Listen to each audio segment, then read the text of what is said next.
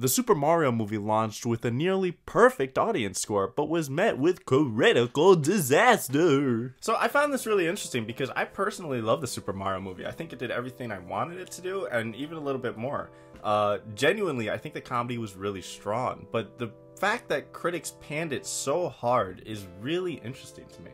So today I wanted to kind of just actually read what these people are saying, because it's so easy to look at a number and scoff at it, but like, what the heck are these people talking about, you know? I hope they don't change my mind, because I like this movie. I might be ruining this movie for myself. Right, so here we go. So we have the Super Mario movie sitting at 59% critic score, 96% audience score.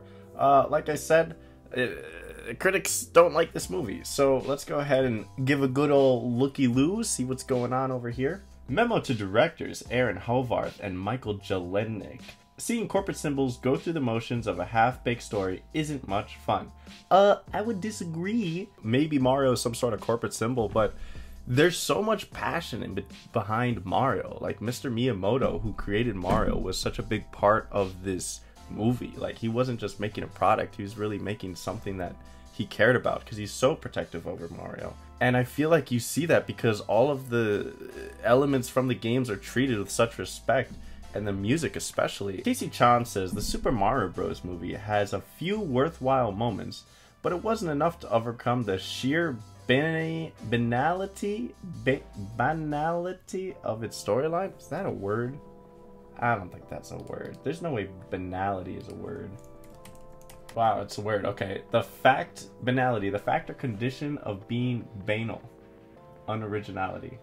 Okay, so they decided to use the most artsy-fartsy way of saying it's unoriginal. You could have just said that and saved me the Google search. That's the thing with a lot of these Rotten Tomatoes critics. Like, I feel like they're just trying to sound so insightful with their little pipe sticking out of their mouth that, like, they're gonna use these words that no one knows when you could just say it was unoriginal, you know? Grant Watson says, if you're a kid who spends half your time on a Nintendo Switch and the other half watching cartoons, there is plenty in Super Mario Bros. To satisfy. If you're the parent of such a kid, who are you to tell them what they should and shouldn't be enjoying? But I think that's kind of the beauty of this movie. I think that's what's so great about this movie is it's kind of not really for everyone. It's for people who like Mario. Granted, there's a lot of people who like Mario, but if you're just a film buff, you probably don't play too many video games, right?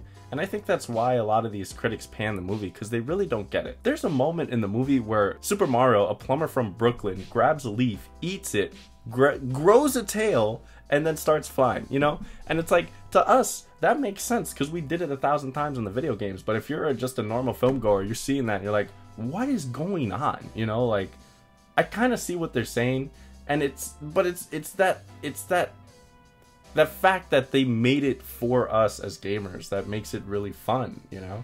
John Williams says, among the many errors of Super Mario Bros., screenwriter Matthew Fogel plops him and his brother Luigi into a milliquote test. Milliquote test? What does that mean? I refuse to type that word. I'm just going to copy and paste it. Milliquote test, a timid or feeble person.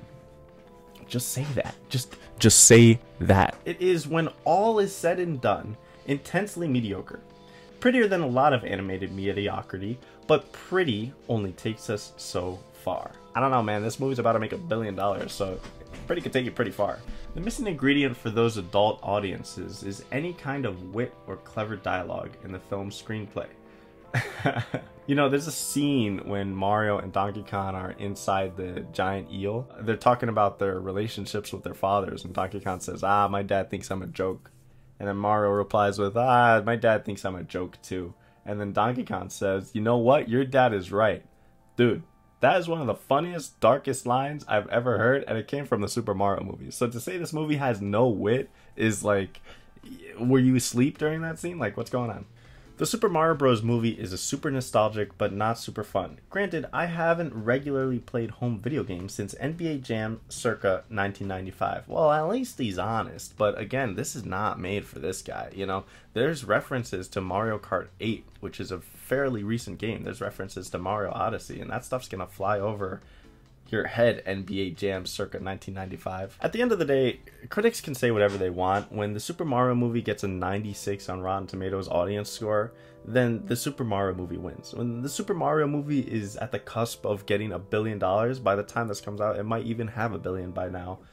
the Super Mario movie wins. And I'm really excited because they already hinted to a Yoshi's Island movie at the end of the credits, and I'm excited for an expanded universe on these characters. I would love to see a Donkey Kong movie, especially with a cinematic King K. Rool. Like, how fun would that be? I would love to see more of Diddy Kong, and even if they branch out to other Nintendo franchises like Star Fox. I would love to see a Star Fox movie. I'm a huge sci-fi fan, and I think that would be completely awesome. And I'm excited for Nintendo to ultimately cast Danny DeVito as Wario. Please, for the love of God, it would be perfect.